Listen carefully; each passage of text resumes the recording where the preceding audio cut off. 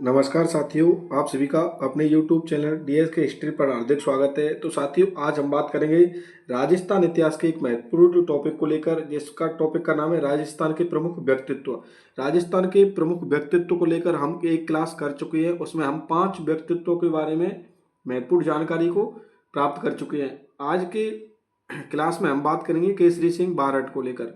किसको लेकर? केसरी सिंह बारट को लेकर। आपको जैसा कि आपके मोबाइल की स्क्रीन पर दिख रहा है, इसमें कुछ इंपोर्टेंट यानी हाईलाइट कर रखा है। साथियों, जो भी हमारे नोट्स में आपको हाईलाइट दिखे हुआ है, किसी ना किसी परीक्षा में आया हुआ है। और यह क्लास ऐसा नहीं है किसी फर्स्ट ग्रेड के लिए हो, सेकंड ग्रेड के लिए हो, यह राजस्थान के सभी एग्जाम के लिए जिसमें राजस्थान इतिहास पूछा जाता है। आपको पता है, प्रमुख व्यक्तित्व यानी कोई ना कोई प्रश्न ऐसा आपसे पूछ लिया जाएगा जो कि व्यक्तित्व से संबंधित होगा। यानी हम पढ़ते तो कंप्लीट राजस्थान को इतिहास को हैं और हर व्यक्तित्व को कहीं ना कहीं पढ़ते हैं, लेकिन हम एक जगह कंप्लीट राजस्थान के प्रमुख व्यक्तित्व को पढ़ने का काम इस क्लास के माध्यम से करेंगे। तो आज की बात क्लास में बात करेंगे हम केसरी सिंह बारट को। तो केसरी सिंह बारट के बारे में आपको ध्यान रखना है कि इनका जन्म हुआ था 21 नवंबर 1872 को। कब? कहाँ पर? देवपुरा गांव, जो कि कहाँ पर स्थित है? शाहपुरा भीलवाड़ा। तो आपको ध्यान रखना है यहाँ से कि केसरी सिंह बारट का जन्म शाहपुरा भीलवाड़ा में हुआ था और इनका कार्य क्षेत्र कौन सा था? मेवाड़। इनके जन्म के बारे में पूछा गया है कि इनका जन्म कहाँ पर हुआ था, उसका आंसर माना गया था शाहपुरा भीलवाड़ा। और इनका कार्य क्षेत्र कौन सा है? मेवाड़। इनके उपनाम को लेकर हम बात करें तो इन्हें राजस्थान केसरी के नाम से जाना जाता है। बात करें केसरी सिंह बारट की प्रमुख पुस्तकों को लेकर, तो इनकी पुस्तकों के नाम है चेतावनी री चुंवटिया, रूठ हीरानी, प्रताप चरित्र, दुर्गा दास चरित्र, राज सिंह चरित्र। बात करें चेतावनी री चुंवटिया के बारे में, तो साथियों इसमें क्या था? इस कृति के 13 सोरठे सुनकर मेवाड़ का महाराणा फतेह सिंह 1903 में लॉर्ड कर्जन के दिल्ली दरबार में जाने से रुक गया था। इसको लेकर आगे बात करेंगे। उसके बाद बात करते हैं अगले पॉइंट को लेकर। तो साथियों, केसरी सिंह बारट ने गोपाल सिंह खरवा के साथ मिलकर किसकी स्थापना की थी? वीर भारत सभा की। और कहां पर की थी स्थापना? कोटा में। कब की थी? 1910 में। आपसे परीक्षा में प्रश्न पूछा गया था कि वीर भारत सभा के संस्थापक कौन है? तो केसरी सिंह बारट व गोपाल सिंह खरवा, इनके द्वारा इनकी स्थापना 1910 में की गई थी। कहां पर? कोटा में। और वीर भारत सभा क्या था? यह गुप्त सैन्य संगठन था।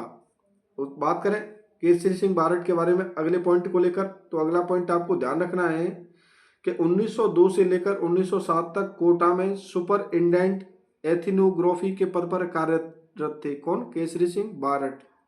इसी केसरी सिंह बारट के द्वारा अभिनव भारती की स्थापना की गई थी। उसके बाद आपको ध्यान रखना होगा कि 1914 ईस्वी में महंत प्यारेलाल हत्याकांड में दोषी पाए गए थे। कौन? केसरी सिंह बारट। आपको ध्यान रखना होगा कि केसरी सिंह बारट से संबंधित कौन सा कांड था, यानी महंत प्यारेलाल हत्याकांड कब हुआ था? 1914 में। और इनका संबंध केसरी सिंह बारट से था। यानी इस महंत प्यारेलाल हत्याकांड में शामिल कौन थे? केसरी सिंह बारट। और इसी में शामिल होने के कारण केसरी सिंह बारट को कितने वर्ष की सजा हुई? 20 वर्ष की। और जेल कहाँ पर हुई थी? हजारीबाग जेल बिहार।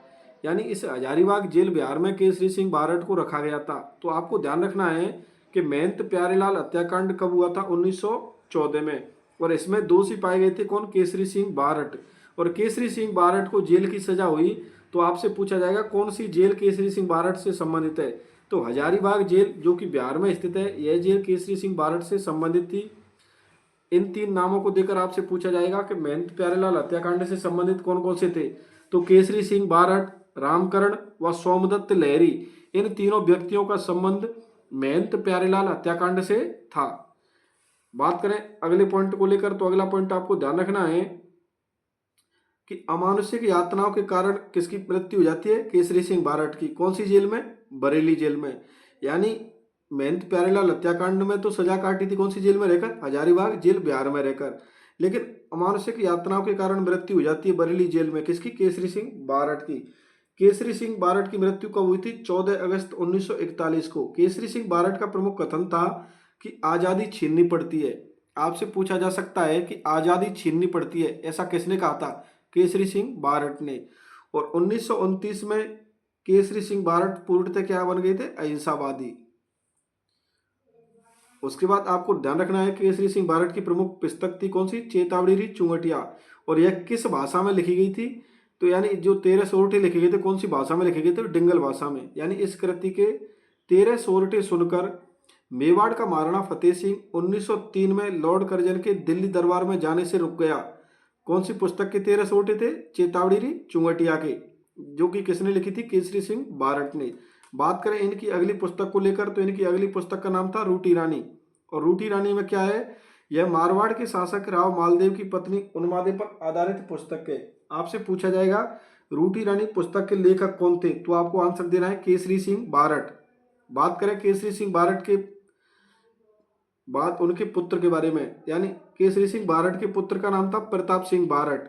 और इस प्रताप सिंह बारट का जन्म हुआ था 1893 में, कहाँ पर? उदयपुर। और इनका निधन हो जाता है 1915 में। और इसी प्रताप सिंह बारट की माँ का नाम था मणिक देवी।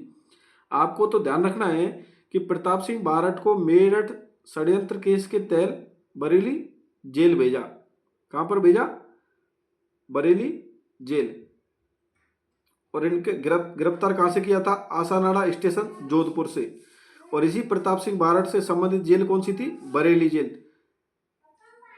इस बरेली जेल का जेलर कौन था? क्लीवलैंड। यानी इसी प्रताप सिंह बारट ने पूछताछ के दौरान कहा था कि मैं मेरी मां को हंसाने के लिए भारत की हजारों माताओं को नहीं रुला सकता। साथियों, एक छोटी सी मिस्टेक हो गई है, जैसा कि मैं आपको बता रहा हूं कि यह अमानुषिक यातनाओं के कारण मृत्यु हुई थी बरेली जेल में। यह किसकी हुई थी? यह हुई थी प्रताप सिंह बारट की, यानी प्रताप सिंह बारट की।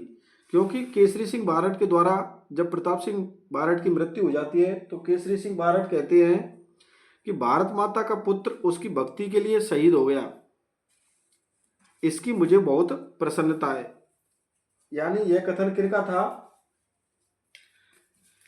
केसरी सिंह बारट का। उसके बाद आपको अगला पॉइंट ध्यान रखना होगा प्रश्न के तौर पर कि भारत में एकमात्र ठाकुर केसरी सिंह बारट ऐसे व्यक्ति थे जिन्होंने भारत माता की दास्ता की श्रृंखलाओं को काटने के लिए अपने समस्त परिवार को स्वतंत्रता के युद्ध में झोंक दिया। यह कथन किनका था? यह कथन था रास बिहारी बोस का। तो साथियों, आपने बात की केसरी सिंह बारट और प्रताप सिंह बारट को लेकर। तो मुख्य रूप से आपको मैं बता दूं केसरी सिंह बारट में कौन कौन से बिंदु आपको ध्यान रखने हैं। एक तो उनका जन्म ध्यान रखना है, शाहपुरा भीलवाड़ा। और केसरी सिंह बारट का कार्य क्षेत्र था मेवाड़। और इनकी प्रमुख पुस्तकों में 2 पुस्तकों के नाम आपको ध्यान रखने हैं, चेतावनी चुंगटिया व दुर्गादास चरित्र। उसके बाद आपको ध्यान रखना है कि इसी केसरी सिंह बारट के द्वारा गोपाल सिंह खरवा के साथ मिलकर कौन से संगठन की स्थापना की गई? तो वीर भारत सभा की, जो कि क्या था? गुप्त सैन्य संगठन था। और इस वीर भारत सभा की स्थापना 1910 में कोटा में की गई थी। उसके बाद आपको ध्यान रखना कि महंत प्यारेलाल हत्याकांड हुआ था 1914 में। और इसी में दोषी पाए गए थे कौन? केसरी सिंह बारट। और इसी केसरी सिंह बारट को कहाँ की जेल होती है? हजारीबाग जेल, बिहार में। और आपसे पूछा जाए केसरी सिंह बारट, रामकरण व सोमदत्त लहरी का संबंध किससे है? तो प्यारेलाल हत्याकांड से। उसके बाद केसरी सिंह बारट का कथन आपको ध्यान रखना है कि आजादी छीननी पड़ती है। और प्रताप सिंह बारट के बारे में आपको ध्यान रखना है कि मेरठ षड्यंत्र केस के तहत कौन सी जेल में रहे थे? बरेली जेल में। और इसी बरेली जेल में अमानुषिक यातना है, यानी इनको बहुत तंग किया गया, बहुत परेशान किया गया और इतनी परेशानी दी गई कि इनकी मृत्यु हो जाती है। लेकिन इन्होंने क्या है, जेलर को कुछ भी नहीं बताया। जेलर के द्वारा काफी लालच दिया गया था कि आप बता दो, आपको छोड़ दिया जाएगा। लेकिन प्रताप सिंह बारट ने कहा था कि मैं मेरी मां को हंसाने के लिए भारत की हजारों माताओं को नहीं रुला सकता। और जब प्रताप सिंह बारट को मृत्यु के घाट उतार दिया गया, यानी प्रताप सिंह बारट की मृत्यु हो जाती है, तो केसरी सिंह बारट का कथन था कि भारत माता का पुत्र उसकी भक्ति के लिए शहीद हो गया, इसकी मुझे क्या है? बहुत प्रसन्नता है। आपको यह कथन देकर पूछेगा यह कथन किनके थे? और रास बिहारी बोस के द्वारा कहा गया था कि भारत में एकमात्र ठाकुर केसरी सिंह बारट ऐसे व्यक्ति हैं जिन्होंने भारत माता की दास्ता की श्रृंखलाओं को काटने के लिए अपने समस्त परिवार को स्वतंत्रता के युद्ध में झोंक दिया। यह कथन किसने कहा था? तो यह कथन कहा था रास बिहारी बोस के द्वारा। बात करते हैं अगले प्रमुख व्यक्तित्व को लेकर। अगले व्यक्तित्व में बात करते हैं हम किसके बारे में? प्रताप सिंह बारट के बारे में। सॉरी, प्रताप सिंह बारट को तो हम कर चुके। अब देखते हैं जोरावर सिंह बारट को, जो कि कौन थे? केसरी सिंह बारट के भाई थे। तो जोरावर सिंह बारट के बारे में आपको ध्यान रखना है कि इनका जन्म उदयपुर में हुआ था और इनके गुरु कौन थे? अर्जुन लाल सेठी। जोरावर सिंह बारट के गुरु का नाम आपको ध्यान रखना है प्रमुख रूप से कि इनके गुरु का नाम था अर्जुन लाल सेठी। उसी जोरावर सिंह बारट को किस नाम से जाना जाता है? इसे राजस्थान का चंद्रशेखर कहा जाता है। आपसे पूछा जाए कि राजस्थान का चंद्रशेखर कौन था, तो जोरावर सिंह बारट। और इसी जोरावर सिंह बारट के द्वारा 23 दिसंबर 1912 में लॉर्ड हार्डिंग के ऊपर रास बिहारी घोष के नेतृत्व में बम फेंका, और इसे क्या कहा जाता है? इसे दिल्ली षड्यंत्र केस कहा जाता है। आपको ध्यान रखना होगा कि लॉर्ड हार्डिंग के ऊपर किसके द्वारा बम फेंका गया था? जोरावर सिंह बारट के द्वारा। कब फेंका गया था? 23 दिसंबर 1912 को। उसके बाद आपको पता होगा इसी दिल्ली षड्यंत्र केस के तहत कई व्यक्तियों को फांसी की सजा दी गई। जोरावर सिंह बारट को, अमीर चंद को, अवध बिहारी को और बसंत कुमार को। इस फांसी होने से पहले इसी जोरावर सिंह बारट के द्वारा अपना नाम बदल कर रखा, यानी अमरदास बैरागी के नाम से भेष बदल कर रहे। कौन? जोरावर सिंह बारट। क्योंकि जब लॉर्ड हार्डिंग के ऊपर बम फेंक दिया गया था तो इन पर क्या केस चलाया गया और इनकी काफ़ी खोज की गई। तो इन्होंने क्या किया? जोरावर सिंह बारट के द्वारा इन्होंने अपना नाम बदल दिया, यानी अमरदास बैरागी के नाम से भेष बदल कर रहे। कौन? जोरावर सिंह बारट। तो जोरावर सिंह बारट में आपको प्रमुख रूप से 3 लाइन ध्यान रखनी है कि एक तो इनका गुरु का नाम था अर्जुन लाल सेठी, और इसी जोरावर सिंह बारट के द्वारा लॉर्ड हार्डिंग के ऊपर बम फेंका गया था 23 दिसंबर 1912 को, और इसी जोरावर सिंह बारट ने अपना भेष बदल कर किस नाम से रहे थे? अमरदास बैरागी के नाम से भेष बदल कर रहे। तो आपको आंसर देना होगा जोरावर सिंह बारट। उसके बाद बात करते हैं प्रमुख व्यक्तित्व में कालीबाई को लेकर। किसको लेकर? कालीबाई को लेकर। तो कालीबाई को लेकर आपको ध्यान रखना होगा कि कालीबाई के समय महारावल कौन था, यानी राजा कौन था डूंगरपुर का? लक्ष्मण सिंह।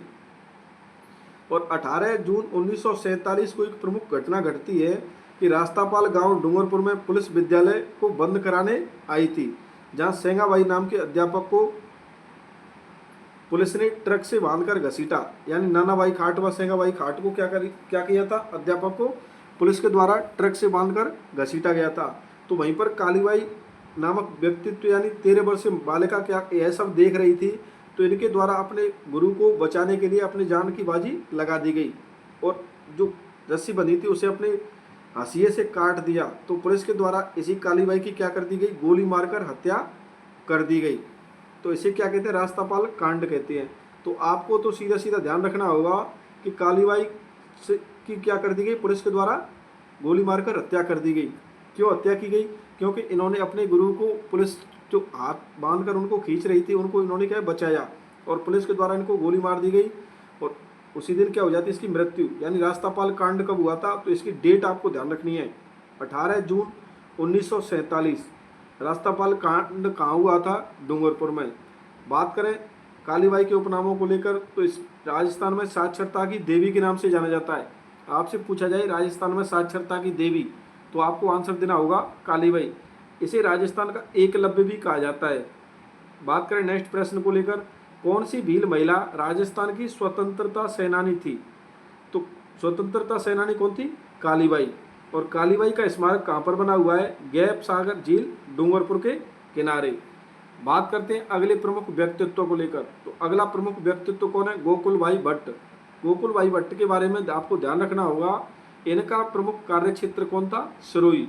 और इनको किस नाम से जाना जाता है? इस गोकुल भाई भट्ट को राजस्थान का गांधी कहते हैं। यानी आपसे पूछा जाए राजस्थान का गांधी, तो आपको आंसर देना होगा गोकुल भाई भट्ट। और इसी गोकुल भाई भट्ट के द्वारा 1939 में सिरोही प्रजामंडल की स्थापना की गई थी। यानी आपसे कई बार प्रश्न यह भी पूछा जाता है कि कार्य क्षेत्र इनका कौन सा था, तो आपको आंसर देना है सिरोही। और यह सिरोही के कौन थे? प्रधानमंत्री। कौन? गोकुल भाई भट्ट। और सिरोही को राजस्थान में मिलाने का श्रेय किन्हें जाता है? आपसे परीक्षा में प्रश्न पूछा गया था कि सिरोही को राजस्थान में मिलाने का श्रेय किन्हें जाता है, तो आपको आंसर देना होगा गोकुल भाई भट्ट। और इसे राजस्थान का गांधी भी कहते हैं। किसे? गोकुल भाई भट्ट को। और इसी गोकुल भाई भट्ट के द्वारा 1939 में कौन से प्रजामंडल की स्थापना की गई, तो आपको आंसर देना होगा सिरोही प्रजामंडल। यानी इस गोकुल भाई भट्ट ने 1939 में सिरोही प्रजामंडल की स्थापना की थी। तो साथियों, बात करी हमने गोकुल भाई भट्ट के बारे में। अब देखते हैं अगले प्रमुख व्यक्तित्व को लेकर। अगले व्यक्तित्व में बात करते हैं हम विजय सिंह पथिक को लेकर। विजय सिंह पथिक को लेकर कई बार प्रश्न परीक्षा में पूछा जाता है, तो इसकी हम सामान्य जानकारी देखेंगे। पहले तो कि इनका जन्म कहाँ पर हुआ था? गोठावली गांव, जो कि बुलंदशहर उत्तर प्रदेश में। बात करें विजय सिंह पथिक के पिता का नाम क्या था, हिम्मत सिंह गुर्जर, और इनके दादा थे इंद्र सिंह गुर्जर। इनकी माता का नाम क्या था, कमला, और इनकी पत्नी का नाम था जानकी देवी।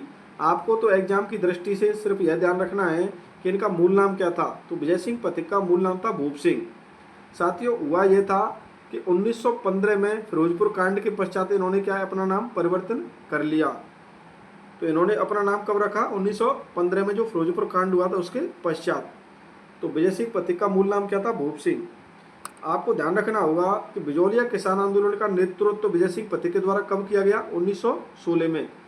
यानी विजय सिंह पथिक ने बिजौलिया किसान आंदोलन का नेतृत्व किया कब, 1916 में। उसके बाद आपको ध्यान रखना होगा ऊपरवाल पंच बोर्ड की स्थापना विजय सिंह पथिक के द्वारा कब की गई थी, 1917 में। यानी विजय सिंह पथिक ने ऊपरवाल पंच बोर्ड की स्थापना की कब, 1917 में। और इसी विजय सिंह पथिक के द्वारा 1918 ईस्वी में मध्य भारत राजपूताना सभा की स्थापना कहाँ पर की गई थी, कानपुर उत्तर प्रदेश में। तो आपको ध्यान रखना होगा मध्य भारत राजपूत सभा की स्थापना कहाँ पर की गई, कानपुर उत्तर प्रदेश में। कब की गई, 1918 में। और इसी मध्य भारत राजपूत सभा का मुख्यालय 1920 में कहाँ पर लाया गया था, अजमेर। उसके बाद बात करें राजस्थान सेवा संघ को लेकर, यानी विजय सिंह पथिक के द्वारा किसकी स्थापना की गई थी, राजस्थान सेवा संघ की। और इसकी स्थापना में इनके कई साथी इनके साथ शामिल थे। आपको पूछा जाएगा राजस्थान सेवा संघ की स्थापना कब की गई, 1919 में। कहाँ पर की गई थी, वर्धा महाराष्ट्र में। और किन किन व्यक्तित्व के द्वारा की गई, यानी इनकी स्थापना में कौन कौन से व्यक्ति शामिल थे। तो राजस्थान सेवा संघ की स्थापना विजय सिंह पथिक के द्वारा की गई, हरिभाऊ किनकर के द्वारा, रामनारायण चौधरी के द्वारा। इन तीनों व्यक्तित्वों ने मिलकर राजस्थान सेवा संघ की स्थापना 1919 में वर्धा महाराष्ट्र में की गई थी।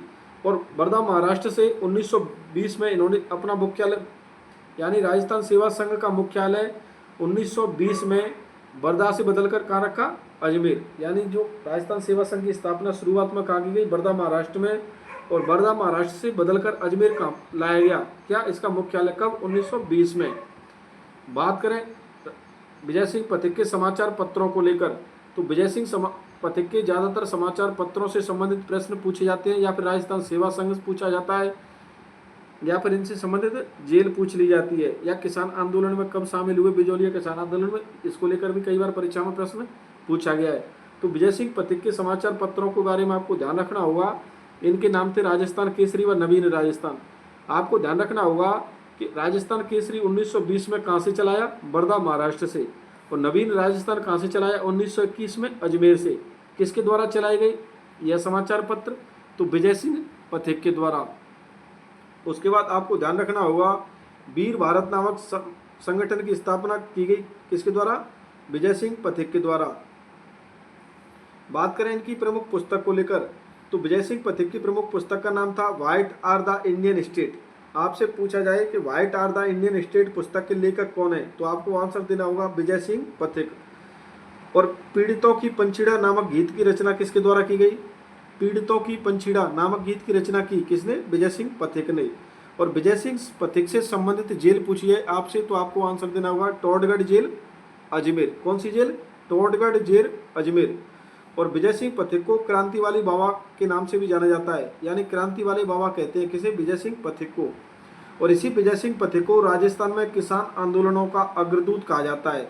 क्या कहा जाता है, किस राजस्थान में किसान आंदोलनों का अग्रदूत कहा जाता है, किसको, विजय सिंह पथिक को। तो साथियों अब बात की हमने विजय सिंह पथिक को लेकर, तो आज के लिए इतनी काफ़ी है। मिलते हैं नेक्स्ट क्लास में अगले प्रमुख व्यक्तित्व को लेकर, तब तक के लिए धन्यवाद। तो साथियों एक छोटी सी रिक्वेस्ट है, अगर आपको क्लास अच्छी लग रही है तो आप कमेंट के माध्यम से अपना रिव्यू जरूर दिया करें। साथियों प्रमुख व्यक्तित्व में हम अगली क्लास में आगे बात करेंगे, तब तक आप इंतजार करें। और जो वीडियो अपलोड है हमारे यूट्यूब अकाउंट पर, उन्हें बार बार 2 की स्पीड में चलाकर देखें, यानी उनको बार बार रिवाइज करें। प्लेलिस्ट में जाकर सब्जेक्ट वाइज आप कोई भी सब्जेक्ट पढ़ सकते हो।